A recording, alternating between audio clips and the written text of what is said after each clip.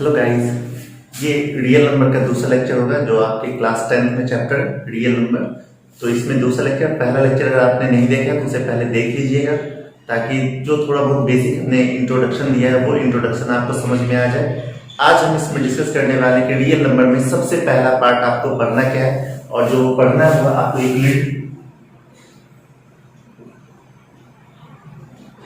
Division algorithm को lemma भी लिख दिया जाता है कभी कभी, ठीक है। आज जो आपको पढ़ना है यूक्लिड डिवीजन एल्गोरिथम या यूक्लिड डिवीजन लेमा भी आप इसको कह सकते हैं, कोई मुश्किल नहीं है, ठीक है। तो देखिए, आप अपने मन में कोई भी दो रियल नंबर चूज कर लीजिए। अब रियल नंबर क्या होता है आप पिछली क्लास को देखेंगे तो समझ में आ जाएगा रियल नंबर क्या होता है। मैंने पिछली क्लास में डिटेल में बताया है इसे थोड़ा सा, ठीक है। तो अपने मन में कोई भी दो नंबर चूज कर लो और उसमें देखो कैसा रिलेशन है। उन दोनों नंबर में या तो वो दोनों नंबर इक्वल हो सकते हैं या तो एक नंबर बड़ा होगा और दूसरा नंबर छोटा होगा, ये रिलेशन होता है। तो हम यही लिखने वाले हैं, late A and B are two different positive real numbers। तो हमने ऐसा क्या माना है कि A और B कोई भी दो डिफरेंट नंबर है और वो दोनों कैसे नंबर है, रियल नंबर है, और कैसे साथ में पॉजिटिव है। पॉजिटिव नेसेसिटी लिखना है, ये वर्ड लिखना बहुत जरूरी, पॉजिटिव नंबर। अगर आप पॉजिटिव वर्ड नहीं लिखेंगे तो आपका एल्गोरिथम या फिर जो थ्योरम है ये रॉन्ग प्रूफ हो सकता है, ठीक है। मैं भी कर सकता हूं, ठीक है। और ये कैसे नंबर सच दैट ए जो है वो बी से बड़ा है, ए ज्यादा है और बी कम है। हमने ऐसा मान रखा है ए ज्यादा है और बी कम है। तो दो तरह के real number A is greater than B हो गए। अब देखिए, अगर दो नंबर है, आपने कोई भी दो सिलेक्ट किया, जैसे मान लीजिए 3 लिया और 7 लिया, तो हमने इसको b कह दिया और इसको a कह दिया, क्योंकि हमने कहा a is greater then b। इसको b कहा और इसको a कहा। 7 में जब आप 3 से डिवाइड करेंगे, 3 2 जा 6 होता है और रिमाइंडर 1 आता है। यहाँ पे आता है q और यहाँ पे आता है r। तो हम कहते हैं that there exist a unique Q and R such that एक Q and R हमको मिलता है, वो कैसा होता है, एक रिलेशन को वेरीफाइड करता है, A equal to BQ plus R। ध्यान से देखिए, हमें ये 7 चाहिए तो हम क्या करते हैं, इन दोनों को मल्टीप्लाई करते हैं और इसे प्लस करते हैं। यानी कि 7 चाहने के लिए 3 को 2 से मल्टीप्लाई करते हैं और 1 को प्लस करते हैं। इस 7 के लिए 3 और 2 को मल्टीप्लाई करते हैं और 1 को प्लस करते हैं। 7 क्या है, A है, 3 क्या है, B है, 2 क्या है, Q है, R क्या है, 1 है। इस तरह से लिखा जाता है, यानी कि A equals to BQ plus R होता है। एंड साथ में क्या होता है, साथ में एक और रिलेशन होता है। ये रिलेशन आपको इंपॉर्टेंट है, याद रखेंगे, 1 मार्क्स में पूछता है, ठीक है। तो यहां पूछता है रिलेशन R का वैल्यू कितना हो सकता है। R 0 के बराबर हो सकता है या फिर 0 से ज्यादा हो सकता है। फिर से देखिए, R 0 के बराबर हो सकता है या फिर 0 से ज्यादा हो सकता है, लेकिन b से तो हमेशा छोटा ही होगा। यानी कि रिमाइंडर की वैल्यू आप क्या क्या लिख सकते हैं, अगर किसी नंबर में 3 से आप डिवाइड करेंगे तो रिमाइंडर क्या क्या आ सकता है, या तो 0 आ सकता है रिमाइंडर, या तो 1 आ सकता है, या तो 2 आ सकता है। क्या 3 कभी रिमाइंडर आ सकता है? कभी नहीं आ सकता। 3 इसलिए नहीं आ सकता क्योंकि 3 से 3 तो डिवाइड हो जाएगा, इसलिए रिमाइंडर कभी भी 3 नहीं बन सकता। इसलिए हमने लिखा b से हमेशा छोटा, यानी कि यहाँ पे b होता है 3 से हमेशा छोटा ही होगा r की वैल्यू। यानी कि b कौन है, जिससे हम डिवाइड करते हैं, b कौन है, जिससे हम डिवाइड करते हैं।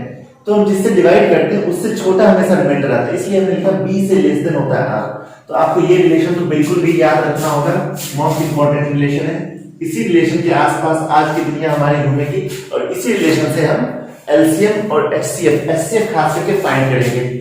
तो चलिए इस क्वेश्चन को समझने की कोशिश करते हैं। इससे रिलेटेड हम एक दो बात लिखने की कोशिश करते हैं, हम लिखेंगे कैसे इसे। जैसे मान लीजिए हमने दो नंबर सेलेक्ट किया 13 एंड 5, तो हम क्या कहेंगे, 13 इक्वल्स टू 5 मल्टीप्लाई 2 प्लस 3, ऐसा लिखेंगे। क्यों? क्योंकि जब हम 13 में 5 से डिवाइड करेंगे, 5 2 या 10 हो जाएगा, यहाँ 3 ये फिनिश। तो इन दोनों को मल्टीप्लाई किया जाता है और इसे प्लस कर दिया जाता है। तो 13 इक्वल टू क्या होगा, 5 मल्टीप्लाई 2 प्लस 3 हो गया। ऐसे ही हमने कहा, चलिए दो नंबर लिखते हैं 20 एंड 13, ऐसा लिख दिया। तो आप क्या कहेंगे, 20 इक्वल टू 13 मल्टीप्लाई 1 प्लस 7। कैसे, 20 में आप जब 13 से डिवाइड करेंगे, 13 बन जाए 13 हो जाएगा, माइनस करेंगे 7, यानी कि इन दोनों का मल्टीप्लिकेशन होता है। एक तरह से डिवाइड को आप लोग बचपन में कभी चेक करते होंगे, डिवाइड को करेक्ट कैसे किया जाता है, तो वो इसी मेथड से चेक किया जाता है।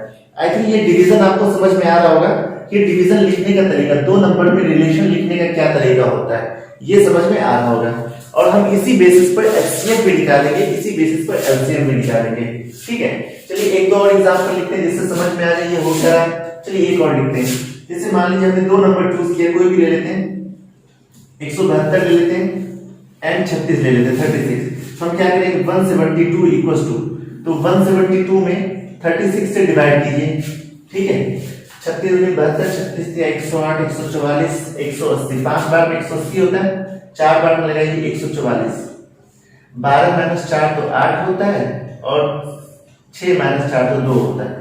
यानी कि 36 को 4 से मल्टीप्लाई करना हो, पहले तो 36 ही लिखेंगे, मल्टीप्लाई 4 प्लस 28।